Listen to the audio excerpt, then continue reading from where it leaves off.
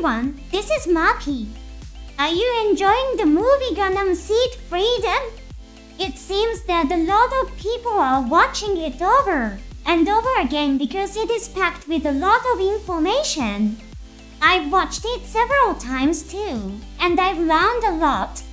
On April 23, there was a talk show by the staff. I would like to analyze the content of this event. I will discuss content that includes spoilers from the movie. If you prefer to watch the movie without prior information, I recommend that you watch this program after watching the movie. Are you ready? We will now begin an assault on the flagship of the Foundation Kingdom. Please select the battleship you wish to board. When you press the subscribe to channel button, please board the battleship Millennium. If you have pressed the like button, please board the battleship Host Jr. If you have pressed the notification bell, you are about to attack the enemy ship with the battleship Rockhelm. I wish you good luck.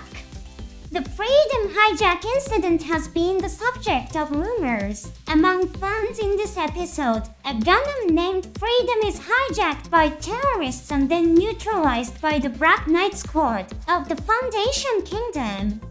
In the movie, there is a scene where the strike Freedom is damaged by the Black Knight Squad piloted by Rue. In the novel given as a bonus with the movie, Leonard Agnes' lover is shown to be acting suspiciously. Agnes and Leonard are assigned to deliver the new model Freedom to Campus. Leonard then becomes the temporary pilot of the new model Freedom. Leonard is holding Agnes while wearing a sinister expression, typical of a villain. What exactly is the Freedom hijacking incident? Based on the footage alone, it appears to be an incident in which the strike Freedom is hijacked. However, Leonard, with a suspicious look on his face, has taken over as temporary pilot of the new model Freedom. Calling the strike Freedom new may seem inappropriate. It is an episode shrouded in mystery. Some information about this Freedom hijacking incident has been shared. At the April 18th talk show, director Mitsuo Fukuda said, "I'm currently writing the story that leads up to Shin's decision to pilot the Immortal Justice." On the April 23 talk show, producer Toshiko Tsunako said, "Please wait a little longer. An announcement will be made on the official website." Any production takes a long time. Some fans predicted that there would be some kind of announcement after 2025. However, an announcement is expected soon. How will the Freedom hijack incident be released? Will it be a bonus video on a Blu-ray disc, or will it be released as a standalone work? In Japan, a completion announcement event was held on January 10, 2023.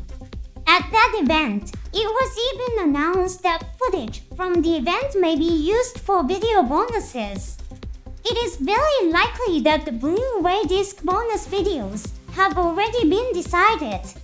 Therefore, depending on the box office results of the movie,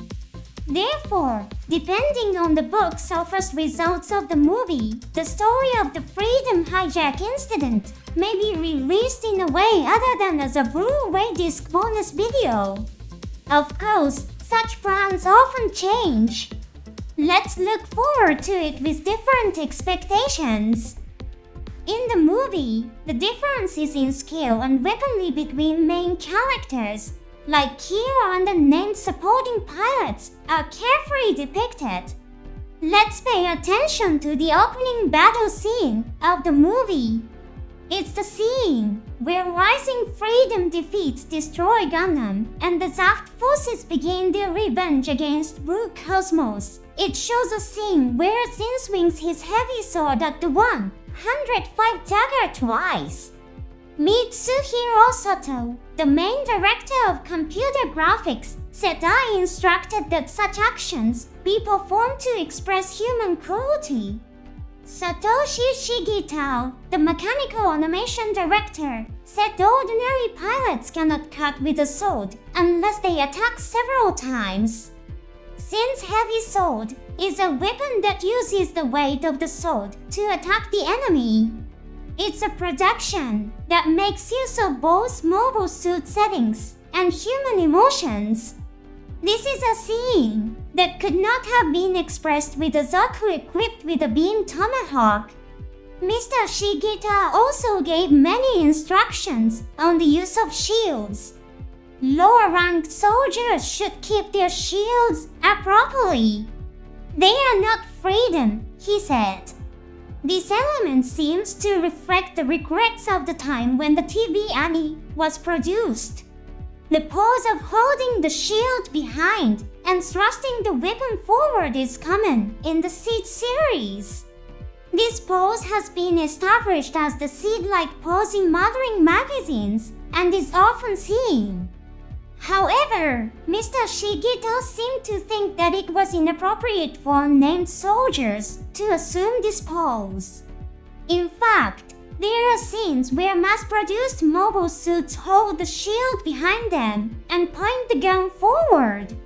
Such a pose seems only appropriate for pilots with high skill.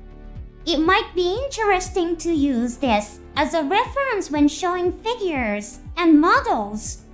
Of course, it could also be interpreted that pilots of mass-produced mobile suits who hold their shields behind them are skilled.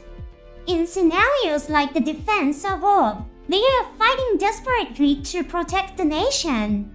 One might think that the pilots, with their strong resolve, would prefer to attack rather than defend.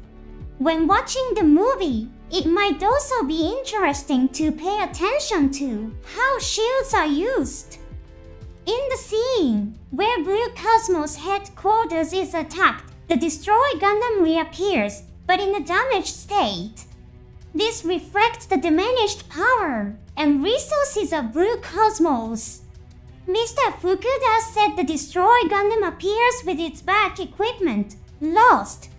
It was introduced with the intention of creating the same direction as in Dragnow. It represents the last of their forces being used to counter a sudden attack by Campus. The beam output is lower than when it first appeared. Dragner is a robot anime in which Mr. Fukuda participated as a staff member. It seems to have had a significant influence on his thinking and production techniques, and he has strong feelings about it. Therefore, the scene in which Destroy Gundam is defeated uses the same production techniques as in Dragner. I hadn't noticed that the power of the beam was reduced. Now that it's mentioned, the beam seems thinner than when Destroyed first appeared. As you watch the movie, pay attention to the thickness and duration of the beam. Let's see how the reduced power is represented. It's interesting how such detailed elements are reflected in the production. There is still some content left in the staff talk. I plan to analyze it as well and produce the program. Thank you for watching until the end. See you in the next episode.